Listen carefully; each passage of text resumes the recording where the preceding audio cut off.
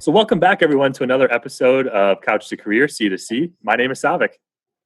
And I'm Courtney. Thanks for joining us once again. Savik and I, as you all know by now, are career advisors in the Pomerantz Career Center, and we're excited to be back with you again today with another special guest to talk about another really relevant career topic, especially right now. Yeah, so today's topic is building resiliency in the faces of uncertainty. And to do that, we have, again, a very special guest, David Gould. I'll just say that David Gould is probably one of my favorite professors that I've ever had at the University of Iowa, and I feel honored to call him a mentor and a friend. So, Dave, thanks for joining us on this video. Can you just introduce yourself to everyone who's here today?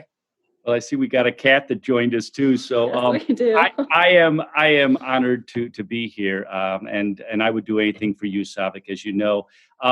What I am right now is I am a visiting associate professor in the Public Policy Center here at the university, but I came here over 30 years ago as a graduate student. So this Iowa City has been my home. It's where I raised my kids. It's sacred ground to me, and I've had multiple positions while I've been here. But most importantly, I see my role as really trying to make higher education meaningful and community engaged. That's awesome. Well, great. So throughout today's video, we'll kind of have a discussion surrounding that resiliency topic with David giving us some of his great advice. And again, this is something that is important right now, but again, topics that you can carry into the future too. So let's go ahead and get started with those questions.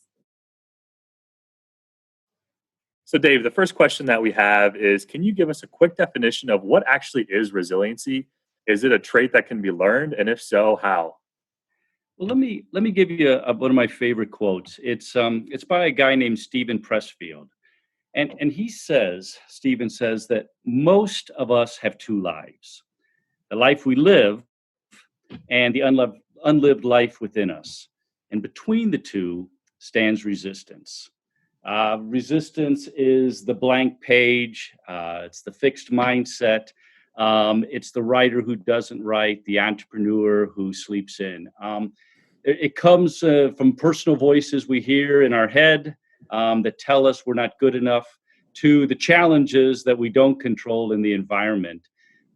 One of the great kind of analogies that he uses with resistance is he compares dreams to trees.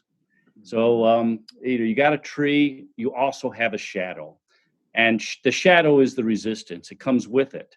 The bigger the dream, the bigger the shadow that you have. And so, it's just the nature of the business. If we're going to follow our dreams, we're going to expect that we will have resistance along the way.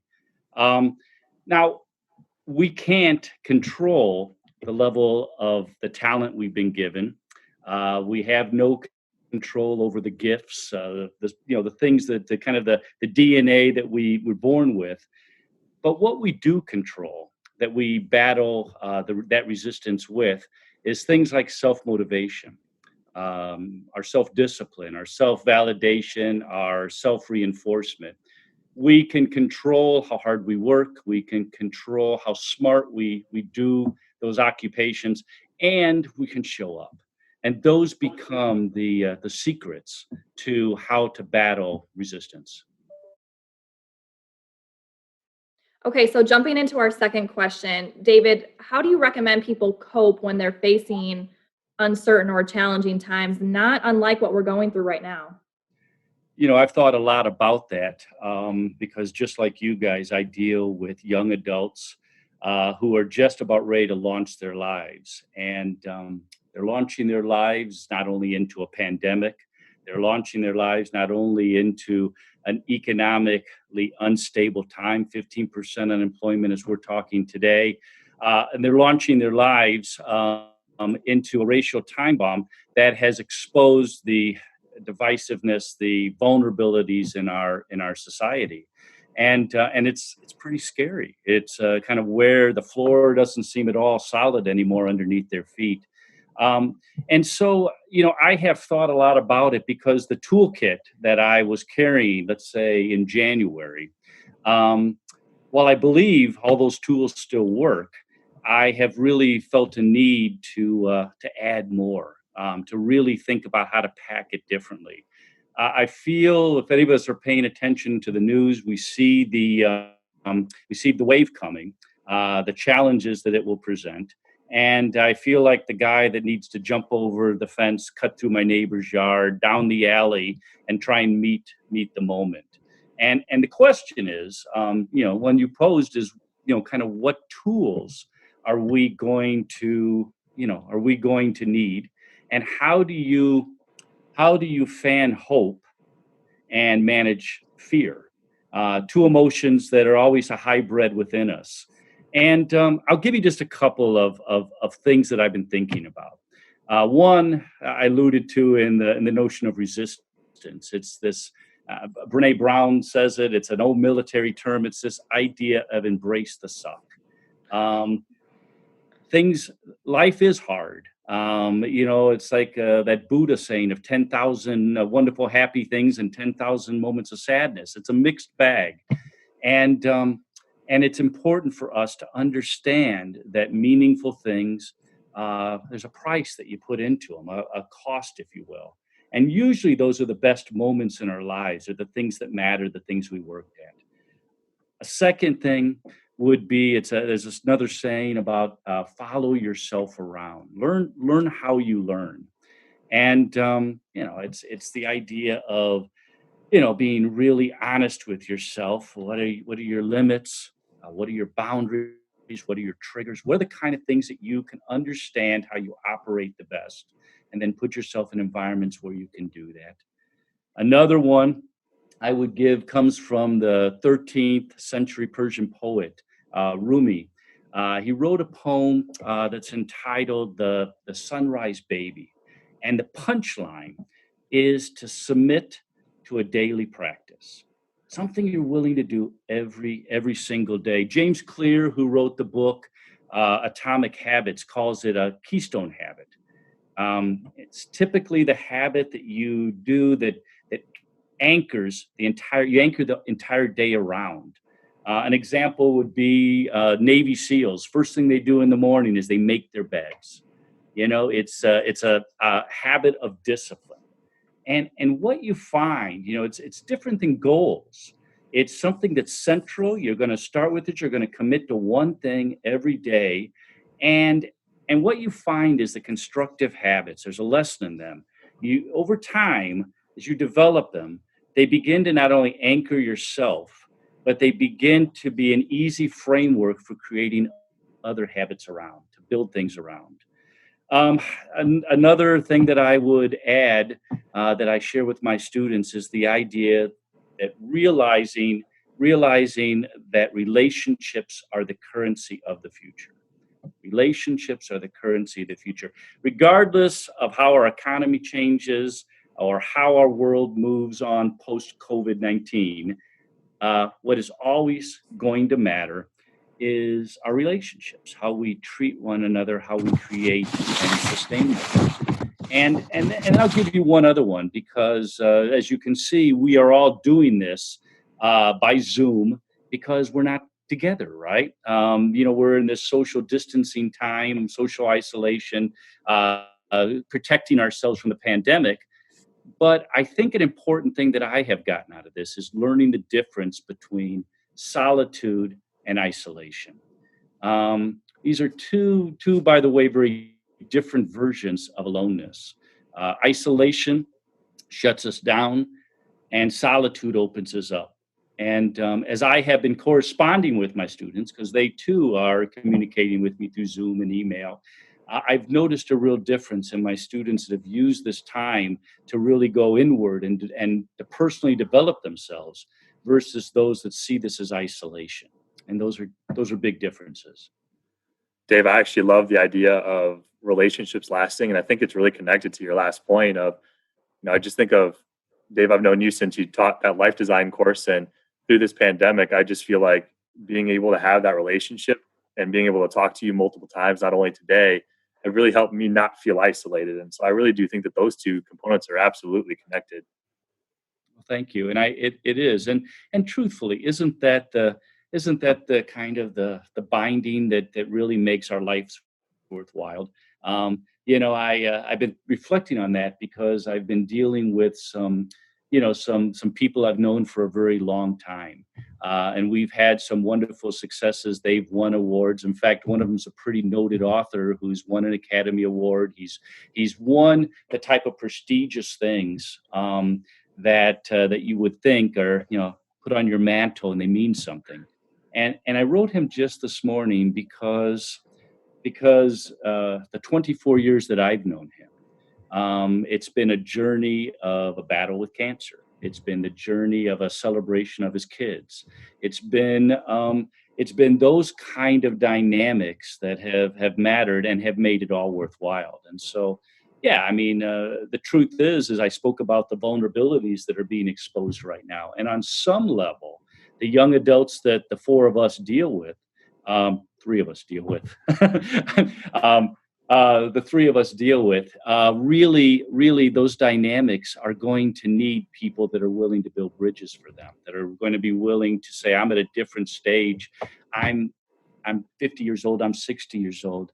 I'm going to reach back and I'm going to help to put some wind at your back and help you succeed. And again, that those come through the personal relationships. Our final question, we were curious if you had maybe an example of when you've seen resiliency in a student. I'm thinking of, students who are recent graduates that you might have seen. Can you share a story with us that you've seen with a student? Yeah, I mean, as you could imagine, especially with students being distant, I've had really hundreds of emails, not only from the students in the semester, students that are graduating and alumni that are out there. I'll share one that I wrote just this morning because it's very common to the type of emails that I get. Um, it's a young woman. I'll keep the details generic, but a young woman who I think could say was one of our best and brightest. She shined here. Opportunities at the University of Iowa, which I think is beautiful, are very easy to come by. You show up. You show up enough, and you become the general manager of KRUI radio station. You show up enough, you become a president of the student body. Those are the type of things that college offers, and experiences are to be had. But there's an adjustment that always happens, especially for those students who get used to 3-4 years of every day working up and doing meaningful work and having access to that. Um, it's like having a cord in my hand and it's wondering how do I now plug this in somewhere into the real world? And it's never, by the way, about how can I do that and make a bunch of money. It's always, in my experience, about how do I do that and fill my days with meaning. And and and unfortunately, the first blush when they come out is often matched by a seemingly, and I use the word seemingly, no points of entry. It's difficult for them to find how to get themselves in. And so what I try to do is I try to share with them to trust uh, that this too shall pass, that give it some time. Um, but it's also going to rely on the strength of their resolve. It's also going to rely on them keeping their feet moving, not in desperation, but a faith that their unique contributions are needed in the world. And this morning, when I was writing the student, I shared actually one of our UI grads. It's from her book, and I'll read it to you because I have it here on my desk. I'll read it to you just so I can put it into words and keep it concise. But in the beautiful no, UI alum Sherry Salata recounts being in a similar position to the student that I was addressing it to when she received an interview at a prestigious firm. All the stars were aligning, and finally, Sherry thought her big break had arrived. In fact, as Sherry left the interview, she was told that the job was essentially hers. There are just a few details to be worked out, they said.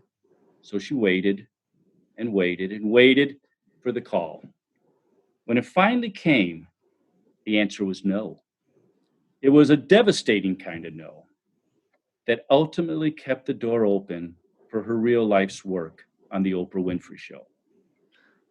This may be a bold statement, Sherry now writes, but if we could collapse time and recognize the beauty in a no right when it arrives, no matter how disappointed we might feel, I think we would have mastered something fundamentally important about living happily ever after.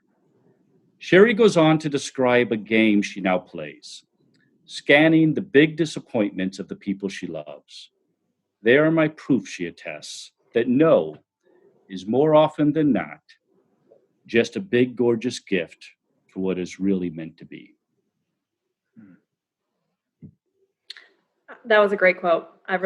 Thank you so much for sharing that particular little excerpt there. That was really great. And David, thank you for all of the stuff that you shared with us today. I think all of us have something that we need to be resilient with during this time, our students especially going through this unique time. So we really appreciate you being here with us today and sharing some of your knowledge and some of those great stories. My pleasure. And thank you all for joining us today for today's topic on building resiliency and when facing times of uncertainty. That concludes our video for today. And that also concludes our series of Couch to Career. We'll make sure that we'll come back to you all with brand new content in the fall. Whatever that may look like, just know that the Pomerantz Career Center, we're here to help. If you ever need any help when it comes to the job search, talking about grad school, or even trying to think about, what's your purpose, what's your dream, you can always schedule that career advising appointment with either Courtney or I or our entire wonderful staff. We're here to help. Just let us know how we can. So from our couch to yours, thank you all for joining us again for this wonderful episode and our dear friend Dave Gould. And we hope to see you soon. Have a great day. Go Hawks.